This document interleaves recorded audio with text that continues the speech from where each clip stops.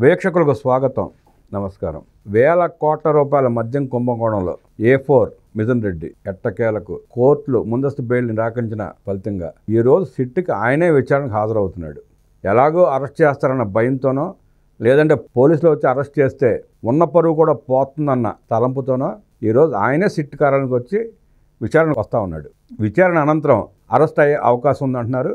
ఆయనతో పాటు ఆనాడు మంత్రిగా ఉన్న నారాయణస్వామిని కూడా విచారణకు పిలిచిన నేపథ్యంలో ఈ ఇద్దరిని ఈరోజు అరెస్ట్ చేసే అవకాశం ఉందా వివరించడానికి మనతో పాటు సీనియర్ రాజకీయ విశ్లేషకులు అడసిమూరి శ్రీనివాసరావు ఉన్నారు. వారిని అడిగి మరిన్ని విశేషాలు తెలుసుకుందాం.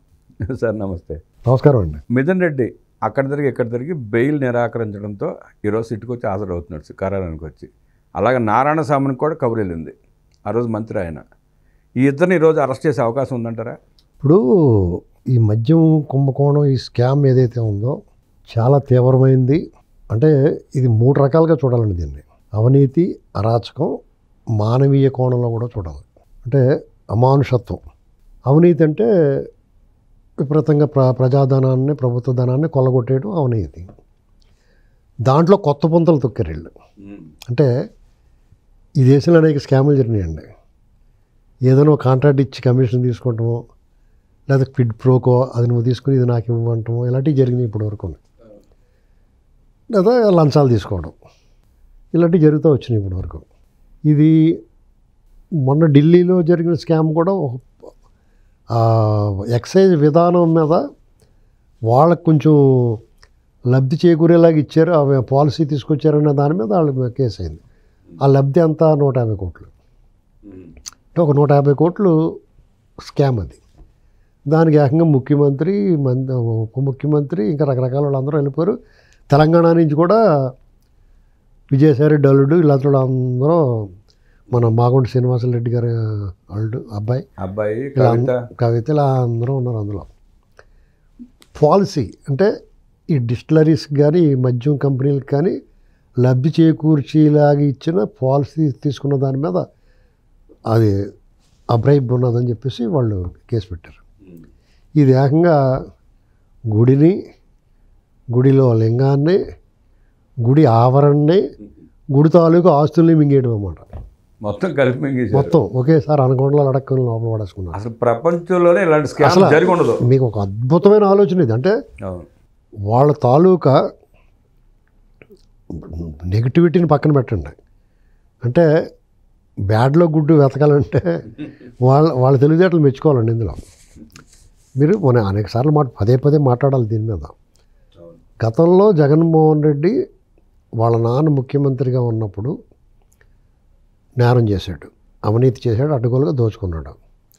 కొత్త పదాలన్నీ మనకు కనిపెట్టి చెప్పాడు. క్విడ్ ప్రోకో ఇలాంటివన్నీ కూడా మనకు అంతకుముందు తెలియదు ఎవరికైనా. ఉన్నా కానీ అది ఎవరికి తెలియదు. అలాగే డొల్ల కంపెనీలు పెట్టి ఇప్పుడు కుబేరా సినిమాలో చూపిస్తున్నాడు. ఇప్పుడు అదంతా జగన్ స్టోరీయే ఏంటండి. ఇప్పుడు మధ్యలో కూడా అవలంబించారు అది. ఇలాంటి పరిస్థితుల్లో అప్పుడు ఎగ్జిట్ లేదు, ఎంట్రీ ప్లాన్ ఒకటే ఉంది వాళ్ళకి. ఎలా చేయగలమో చేసేసారు. అందులోంచి తప్పించుకునే మార్గాన్ని అప్పుడు తెలియదు వాళ్ళకి, చేసుకుంటూ పోయారు. అలాగే వాళ్ళు అనుకున్నట్టు రెండోసారి కూడా వాళ్ళ నాన్న ముఖ్యమంత్రి అయ్యాడు. అదేదో బాగుందిరా బాబు అనుకున్నాడు. కానీ వాళ్ళ నాన్నగారు అనుకోకుండా చనిపోవడం, తర్వాత శంకర్రావు అన్న ఆయన ఈ అక్రమాస్తుల మీద, అవినీతి మీద కేసులు వేయటం, అది టీడీపీ వాళ్ళు ఇంప్లీడ్ అవ్వటం, దాని మొత్తం మీద లోపల పోయాడు. ఆ జేడీ లక్ష్మీనారాయణ గారు కూడా గట్టిగా పట్టుబట్టి దీన్ని మొత్తమే సాధించాడు. గాలి జనార్దన్ రెడ్డితో సహా లోపల దబ్బారు. ఏంటండి అది సాగుతూ ఉందో అది వేరే. అది వ్యవస్థల వైఫల్యం, అది దర్యాప్తు అధికార వైఫల్యం కాదు, టోటల్ వ్యవస్థల వైఫల్యం. ఇది అగ్లీ ఫేస్ ఆఫ్ డెమోక్రసీ. మన బ్యూటీ ఆఫ్ డెమోక్రసీ అంటాం కదా, ఇది అగ్లీ ఫేస్ ఆఫ్ డెమోక్రసీ. ఇది జరిగిన విధానం. నెక్స్ట్ ఇప్పుడు ఈయన అధికారంలోకి వచ్చాడు. ఇది వరకు మనం అలా చేసాం. ఇప్పుడు ఆ దురద కుక్కతోక వంకర కదా, దురద పోదు కదా. తిరిగే కాలు తిట్టే నోరు ఊరికే ఉండమంటారు కదా. అంటే అప్పుడు ఎలా దోచుకోవాలో దోచుకుని మేనేజ్ చేయడం కూడా నేర్చుకున్నాడు, దోచుకోవడంతో పాటు. ఇప్పుడు ఏం చేశారంటే దోచుకుని ఆ నేరం చేసి దాని నుంచి ఎలా తప్పించుకోవాలో కూడా ముందే నిర్ణయించుకుని ఎంట్రీ ఎగ్జిట్ రెండు ముందే చేసుకుని వచ్చారు. కాబట్టే ఇది మీకు వీళ్ళు పిచ్చెక్కిపోతుంది. వీళ్ళు దీన్ని ఇంత దర్యాప్తు ఇంత కష్టమైపోవడానికి కారణం అది. ఎందుకంటే మీకు ప్రభుత్వమే ఈ పాలసీ, ప్రభుత్వమే నిర్వహిస్తుంది మద్యం వ్యాపారాన్ని. ప్రభుత్వమే మద్యం వ్యాపారం నిర్వహిస్తున్నప్పుడు నువ్వు ఎవరిని అంటారు? అదే ఓ ప్రైవేట్ వ్యక్తి అనుకో, నువ్వు అలా చేసు ఇలా చేసు, కమిషన్లు ఇచ్చో లేకపోతే వచ్చో డబ్బు అంటారు. ఇది ప్రభుత్వమే నిర్వహిస్తుంది. అక్కడ కొంత క్లియరెన్స్ ఉంది ఆయనకి. ఇదిగో మేము తమ్మాం, ఎంత డబ్బులు వచ్చినాయి, ఇదిగో ఇది ప్రభుత్వం, ఇందులో తప్పే ఉంది అంటున్నాడు కదా అతను. ప్రభుత్వం అమ్మింది, ప్రభుత్వానికి ఆదాయం వచ్చింది, ఇందులో మేము చేసిన తప్పే ఉంది అంటున్నాడు. అలా తప్పించుకోవడానికి ఒక ఛాన్స్. కానీ ఓ ₹1,00,000 అమ్మి 90,000 దొబ్బేసి 10,000 ప్రభుత్వానికి అమ్మకం కింద చూపించడానికి కేవలం దానికోసమే క్యాష్ ట్రాన్సాక్షన్ అన్నారు. ఓన్లీ క్యాష్ ట్రాన్సాక్షన్ దీనికోసం అది సక్సెస్ఫుల్గా చేసుకున్నాడు. మరి వచ్చిన డబ్బు అంతా కట్టల కొండలా పెరిగిపోతుంది కదా, ప్రయత్నం అమ్మకాలు కదండి. పైగా ప్రతి సంవత్సరం మద్యం అమ్మకాలు పెరుగుతాయి. ధరలు పెరగటం వల్ల కానీ, వినియోగదారులు పెరగటం వల్ల కానీ, వినియోగదారులు మోతాదు పెంచడం వల్ల కానీ మద్యం ధరలో పెరుగుతూ ఉంటాయి, మద్యం ఆదాయం పెరుగుతూ ఉంటుంది, అమ్మకాలు పెరుగుతూ ఉంటాయి. ఆ క్రమంలో వీళ్ళకి విపరీతంగా పెరిగింది. పైగా ఆ సమయంలో బయట నుంచి రాష్ట్రాల నుంచి ఇప్పుడుందా, బయట రాష్ట్రాల నుంచి పట్టుకొస్తున్నాడు, ఏం తెస్తున్నాడో ఏంటి, ఏదైనా నిఘా ఉందా, ఎవరన్నా చెక్ చేస్తున్నారా? ఈ రాష్ట్రంలో 4 బాటిల్ పట్టుకెళ్ళి అడిగివాళ్ళు లేడు. కానీ అప్పుడు అలా కాదు కదా, బోర్డర్లో చేసి పక్కనే తెలంగాణ నుంచో లేకపోతే ఒరిస్సా నుంచో లేకపోతే తమిళనాడు నుంచో కర్ణాటక నుంచో ఎవడన్నా ఆంధ్రాలో ఒక బాటిల్ తెచ్చుకుంటే కూడా అడిగేసి లాగేసుకునేవారు. ఒక బాటిల్ తీసుకున్న కేసులు పెట్టారు. చాలా దారుణం చేశారు. ఏదో బంగారం స్మగ్లింగ్ చేసినట్టుగా. ఏంటి ఇప్పుడు బయట నుంచి ఒక బాటిల్ తెచ్చుకుంటే ఆదాయం పోతుంది కదా. అదే అవును, మీకు అర్థమైందా? ఒక ₹1,000 పెట్టి ఇంకో బయట కొనుక్కున్నారు అనుకో, ఇక్కడ 2,000 పెట్టి కొనుక్కోవాలి. అది పైగా బ్రాండ్ దొరకదు, మీకు బ్రాండ్లు లేవు. అదే గుర్తింపు పొందిన పాపులర్ బ్రాండ్స్ ఉన్నాయనుకోండి, వాళ్ళు ఇతను లెక్క చూపించేపని వాళ్ళు లెక్క చూపించుకుంటారు. కాబట్టి ఎంత అమ్మారు, ఎంత సప్లై చేశారు, ఎంత అమ్మకోసం తెలిసిపోద్ది. అందుకని వాళ్ళందరినీ లేపేశారు. వాళ్ళందరినీ వెళ్ళిపోమనుకోండి వెళ్ళగొట్టారు. ఎలాగా? వాళ్ళ దగ్గర సప్లై చేయించుకున్నారు స్టార్టింగ్లో, ఆ డబ్బులు ఇస్తాం మానేశారు. అప్పుడు ఏం చేస్తున్నాడు? ఇప్పుడు మీకు పాలు పోతూ ఉంటాడండి, ఒక 2 నెలలు డబ్బులు ఎవరు, మీరు 3 నెలలు కూడా ఎవరు, 4 నెలల నుంచి మానేస్తాడు కదా. ఏం చేస్తాడో ఎవరన్నా వ్యాపారస్తులు. అలాగా వాళ్ళ సొంత ఎంపీ అప్పుడు శ్రీనివాసరెడ్డి గారు, ఇప్పుడు టీడీపీలో ఉన్నాడు ఆయన కూడా కొట్టారు. ఆయనది మెక్డోల్ ఇలాంటి కంపెనీలు, వాళ్ళు C&F ఏజెంట్లు, వాళ్ళు కూడా కొడితే వాళ్ళు మానేశారు. ఇలాగనమాట. మొత్తం మీద సొంతంగా బ్రాండ్లు తయారు చేయాలి. సొంతంగా బ్రాండ్లు తయారు చేయాలంటే అందులో బ్రోవరేజెస్ అవి ఉన్నాయి కదా, డిస్టిలరీస్ కొన్ని ఉన్నాయి. ఆల్రెడీ టీడీపీ వాళ్ళకి ఉన్నాయి, వీళ్ళకి ఉన్నాయి. వాళ్ళందరినీ పాయింట్ బ్లాంక్లో గన్ పెట్టి లాగేసుకుని వీళ్ళే తువాలు కట్టుకుని వండేస్తాం మొదలెట్టారు. సాంబారు వంట, పెళ్ళిళ్ళకి వంట చేసినట్టు వీళ్ళు ఇష్టమైనట్టు వండేసి ఒకే పెద్ద డేగ్స్ నిండా వండేసి బాటిల్ ఫిల్లింగ్ చేసి రకరకాల రంగులు వేసేసి పలసగాను, చిక్కగాను, ఘాటుగాను, స్మూత్గాను రెడీ చేసేసి అట్లా బ్రాండ్లు వేసేసి బాగా పలచగా ఉండి స్మూత్గా ఉన్నదానికేమో ఒక స్టిక్కర్ వేసేసి ప్రెసిడెంట్ మెడల్ అని చెప్పేసి ఎక్కువ రేటు పెట్టేయడం వల్ల రకరకాలు చేస్తారు. మందంతా ఒకటే.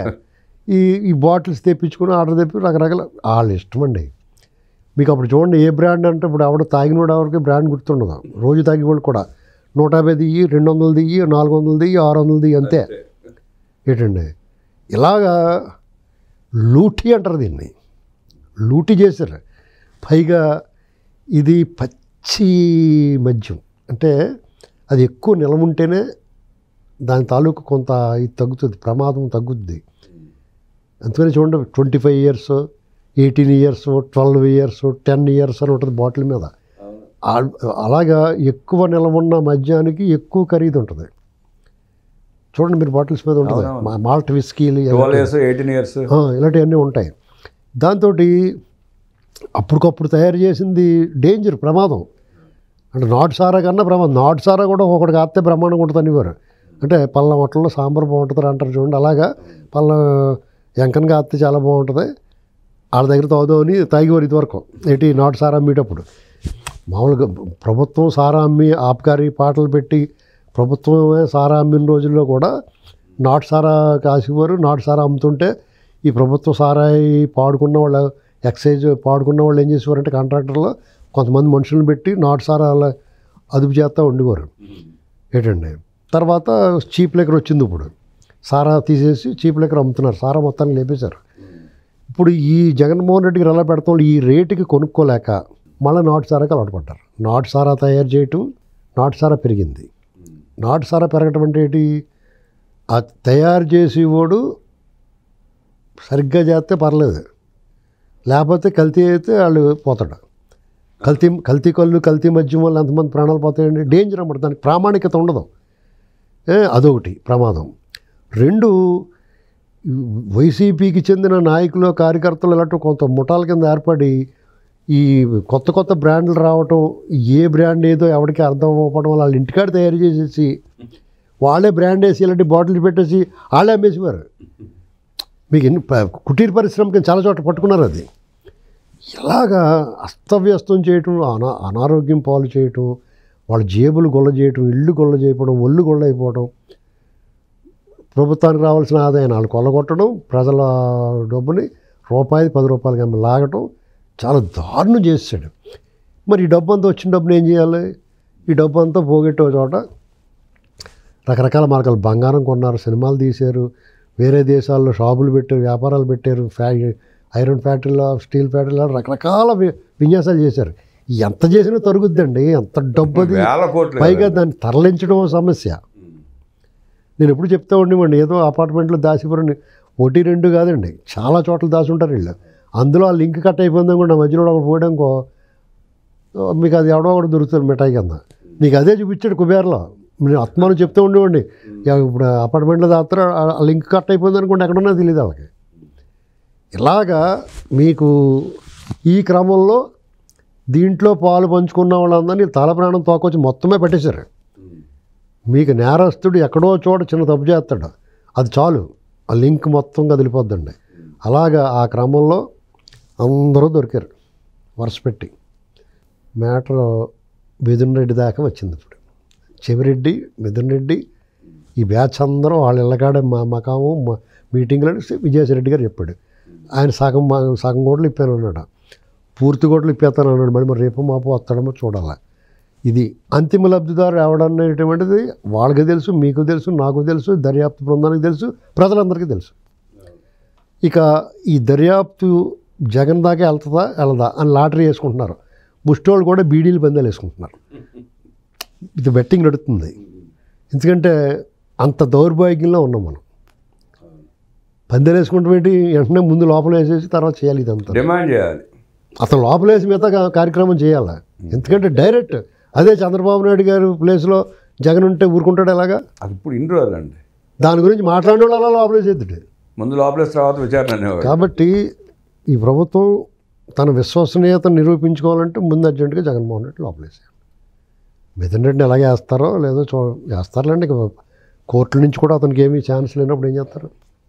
అంటే నారాయణ స్వామిని పిలిచారండి. ఇప్పుడు నారాయణ స్వామి గారి పేరు ఇప్పుడు వరకు వినపడలేదు. కానీ యాక్చువల్గా ఎక్సైజ్ మినిస్టర్ ఆయన. అవును. ఆయనకి తెలియకుండా జరిగిందంటే డెఫినెట్గా తెలియకుండానే జరుగుతుంది. అంటే తెలియకుండా జరిగిందంటే మీకు నాకు తెలిసిందంతవరకు అతనికి తెలుసు. ఈ పాపంలో ఆయనకు వాటా ఉందా అంటే ఈ స్కీమ్ అతను పెట్టడం కానీ ఈ స్కీమ్ ఎలా చేయమంటాం కానీ ఆయనకు సంబంధం ఉండదు. కానీ ఎంతో కొంత ఖర్జూరం పొట్టలు ఇచ్చి ఉంటారు అతనికి. ఏదో అదే ఇవ్వకుండా ఉండరు. అంటే చూసాం కదా, ఇప్పుడు పెద్దిరెడ్డి కూర్చున్న మీటింగ్లో కూడా ఆయన పక్కన నుంచి చూడడం, వెనకాల నుంచి చూడడం చేసేవాడు. ఇప్పుడు అతనికి తన తప్పు లేకపోయినా ఆ ముఠాలో అతనితో పాటు ఉన్నందుకు అతనికి శిక్ష తప్పదు. ఆయన కూడా లయబిలిటీ ఉంటుంది. మంత్రిగా ఆయనే బాధ్యుడు కదా, ఆయన్ని బాధ్యుని చేస్తారు, బలి చేస్తారు. జగన్మోహన్ రెడ్డి మద్యం దందాలో నారాయణస్వామి కూడా బాగుందని, అలాగే మిథున్ రెడ్డి, నారాయణస్వామి ఈరోజు రేపు అరెస్ట్ అవుతారని, తదుపరి అరెస్ట్ జగన్మోహన్ రెడ్డి కావడం ఖాయం అంటూ విశ్లేషించిన అడ్స్మేల్ గారికి ధన్యవాదాలు తెలియజేస్తూ నమస్కారం.